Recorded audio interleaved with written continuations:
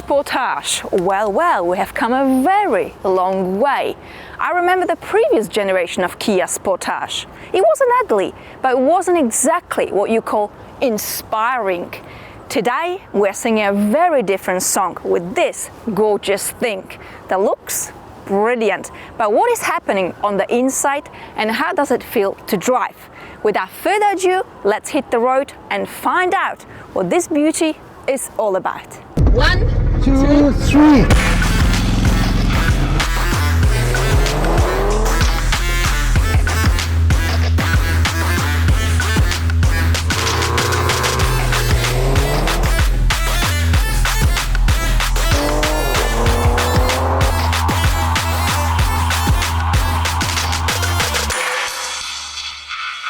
Did you think I'm going to skip launch control with this family-friendly SUV?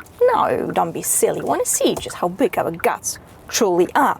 The road surface is a little bit wet because it's been raining, but the sun is out, so the guns are out.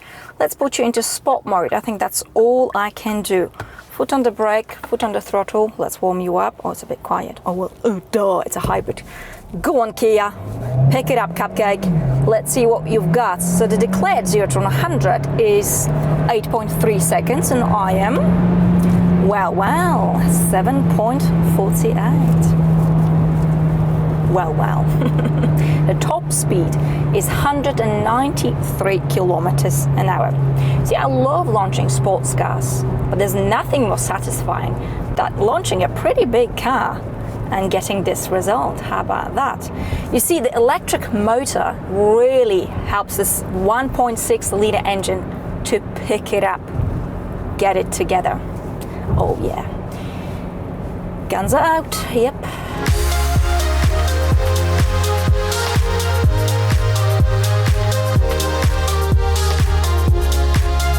So, with the new Sportage, we've got 3 hybrids available, which can be a little bit confusing because there is the mild hybrid, there is the plug-in hybrid, and then there's the traditional hybrid, which is what I have with me today.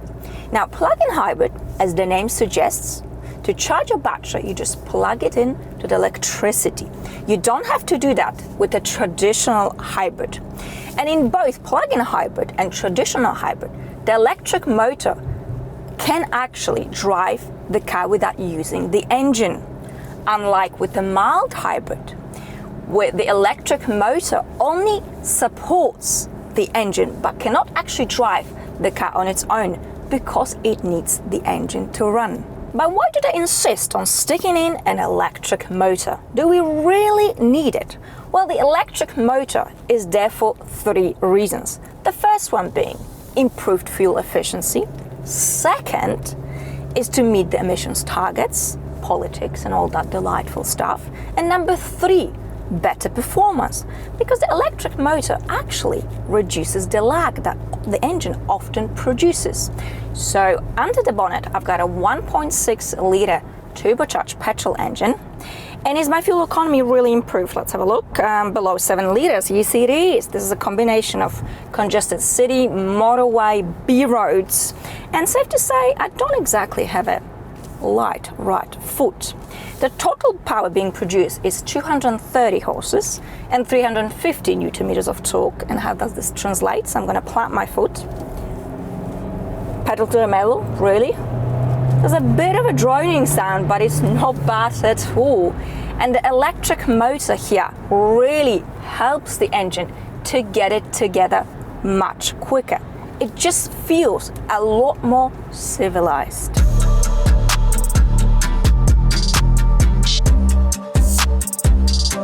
All right, let's check the boot space. We have 491 liters of space. The shape of the boot is very practical. The floor here is completely flat. We also have underfloor storage where we can keep a spare tire, 12-volt sockets, useful hooks for your bags, and that is enough about the boot space.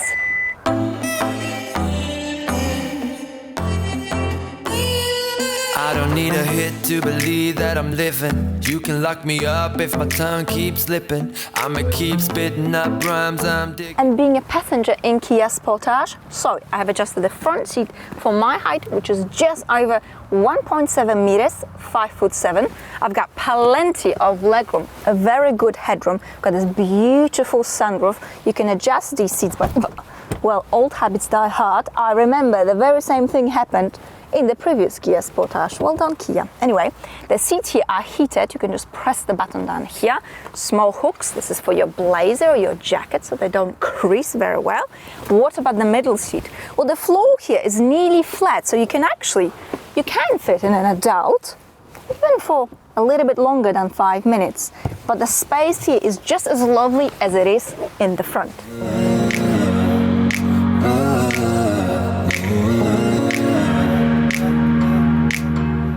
Onto the cabin. I think the inside is just as impressive as the outside. Wouldn't you agree?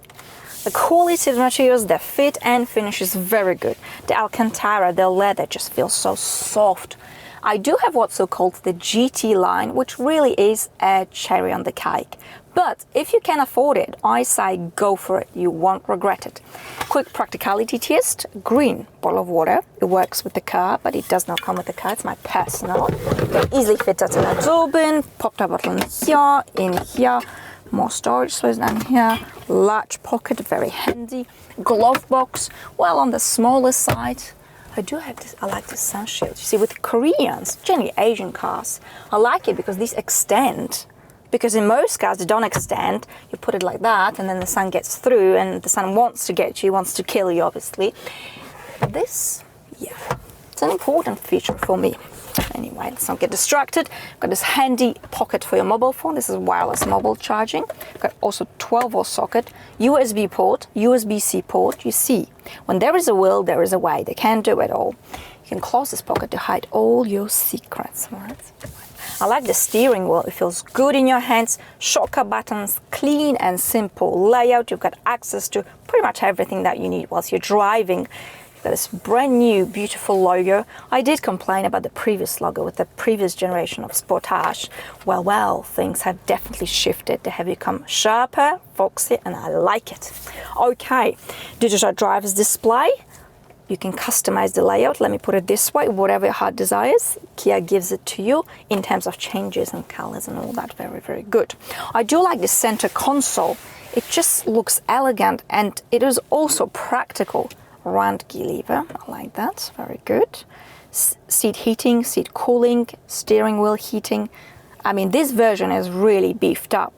You've got the shortcut buttons for your off-roading, actually. Let's have a look. Off-road, terrain, snow, mud, sand. That surely comes in handy.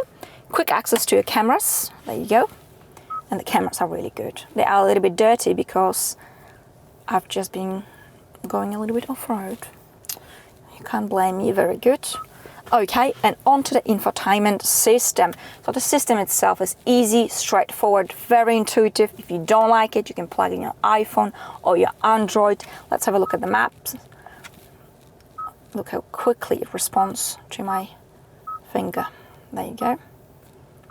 I actually don't bother with Apple CarPlay. I like the system as it is. Right, okay. What else? We can have a look. Media. Go, very good. Okay, and down here we've got climate control.